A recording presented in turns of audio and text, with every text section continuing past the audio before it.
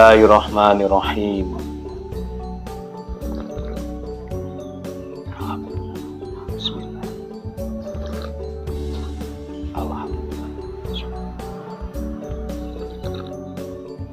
Alhamdulillah.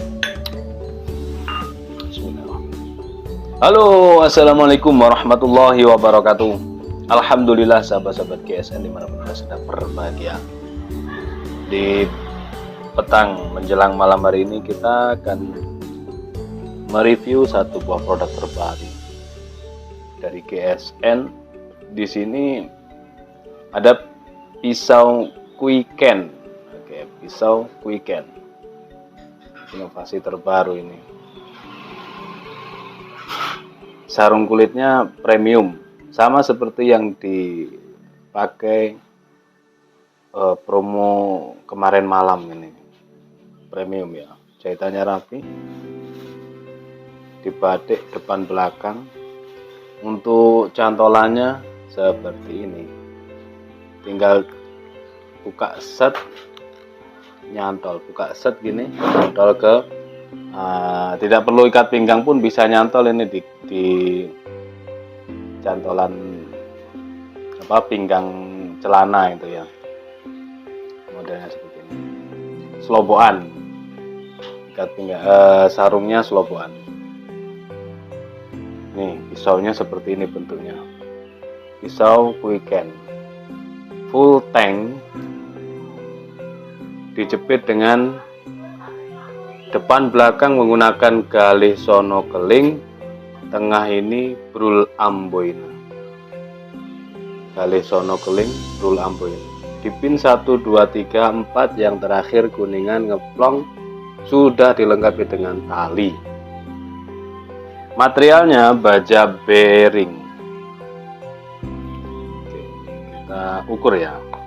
Kalau bearing ya bearing, tidak perlu kita sebut baja Vanadis atau baja Bohler, tidak perlu. Panjang totalnya 24,3.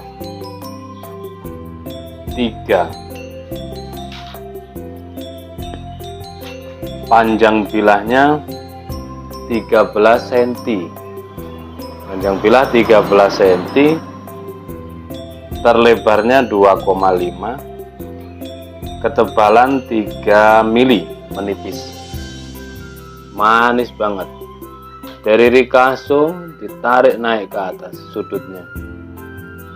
Sebaliknya juga demikian, dari Rikaso tarik naik.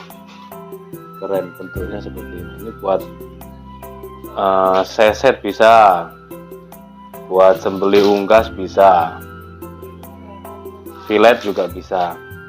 Kalau berani buat sembeli sapi bisa, domba bisa. Kalau sapi ini untuk kelas-kelas yang sudah jam terbangnya tinggi dan mainnya di RPH, bukan di hidup kurban. Kalau di RPH itu kencang banget untuk penataan ikat kaki, ikat leher itu kencang banget, sehingga bilah ukuran berapapun insya Allah berhasil. Ketajaman standar selis kertas pun insya Allah ambiar gitu di RPH, karena dibantu ditopang oleh tim ahli dan juga peralatan yang memadai, beda dengan di hidup kurban. Itu sekarang kita teskan Quicken bearing. Ini bearing ya, bearing, tidak lantas kita sebut Bohler. Di selembar kertas ya, tisu maksud saya, merek Nice yang kuning. Selembar artinya double, ini utuh kertasnya, tisunya utuh, isinya 2 itu. Set set. Ketajamannya seperti tergunting. Mantap banget. Bisa buat teman ngopi nih. Sembeli unggas, ayam, mentok, burung, enak ini. Kalau ketajaman berkurang, maka kita stropping. Untuk sembelihan sebaiknya di stropping. Kalau untuk seset sebaiknya dipakai honing atau sharpening. Ini yang varian domba. ketika dipakai di slis tisu 1-2 masih halus, ketika kalinya maka dia berindil. Ini di slis kertas masih halus, di slis kresek juga masih halus. Buat sembelihan juga sangat layak, karena ini bisa dikatakan mengurangi ketajaman ketika di slis, ukuran slisnya. Jadi misalkan di kresek ya 1, 2, 3 dia halus, keempat kelimanya sudah mulai berindil, itu di kresek. Diturunkan di kertas maka dia masih halus, tapi kalau dinaikkan ke tisu sudah berindil, karena di kresek juga berindil. Untuk sembelihan juga masih layak karena dia di kertas masih halus. Nah, sampai di sini mudah-mudahan bisa difahami oleh sahabat-sahabat semuanya. Oke ya, sudah kita stropping masih menggunakan tisu yang sama. Ini yang pertama tadi halus, ini mulai berindil. Sekarang setelah kita stropping beberapa kali, kita lihat hasilnya. Strip, halus lagi. Kita perlebar. Memang posisinya masih halus. Kuncinya seperti itu, di stropping. Tapi kalau ini stropping itu kan halus ya, finishingnya sangat lembut teksturnya. Kalau ini diturunkan di honing atau bahkan sharpening ya, maka buyar, mikro burnya menjadi keriting, menjadi berindil. Nah itu, makanya saya sering menyampaikan untuk ini seperti ini. Saya sering menyampaikan untuk sembelihan sebaiknya pergunakan stropping untuk finishing mengasah. Menggunakan batu merek apapun sebaiknya di stropping. Nah, kalau untuk seset sebaiknya di honing atau di sharpening, karena di situ ada banyak lemak. Terus tidak membutuhkan ketajaman sampai di slis kresek atau bahkan slis tisu kalau seset itu. Karena kalau terlalu tajam sobek nanti. Kalau sobek nilai harga kulit sudah menurun. Kalau nggak sobek pasti daging akan ikut ke kulit. Nah, di situ. Ketajamannya sampai tisu ya untuk quick-nya. Kita teskan di kresek pun demikian. Jadi di setiap tayangan-tayangan insya Allah akan saya selipkan teori-teori pengalaman-pengalaman tentang sembelihan dan juga perpilahan. Lewat banget, sangat lewat, halus lembut. Ini perhatikan. Nah, ternyata kelembutannya seperti ini. Oke, mantap banget ya. Cuman megangnya lebay banget ini megangnya. Subhanallah, dikelok-kelokkan di kresek guys, dikelok-kelokkan di kresek. Sombong amat, bener-bener. Ini berarti dibacokkan bisa. Subhanallah, dibacokkan guys. Dibacokkan di kresek. Oke, ini kalau dipakai teman ngopi matching banget, keren kalau dipakai untuk teman ngopi, karena ketajamannya maco banget, ketajamannya cowok banget gitu ya, laki gitu. Laki. Oke, ini kertas HVS baru, megangnya masih gini, halus rata. Makanya dipakai standar SKKNI untuk tes ketajaman menggunakan kertas itu, karena ketahuan. Misalkan ada yang microchipping atau rolling, itu ketahuan. Terus di puskat biasanya kan, di puskat diratakan semuanya. Kalau dari pangkal hingga ujung dia sudah bisa di puskat, maka sudah siap diberangkatkan ke RPH. Biasanya gitu kalau screeningnya di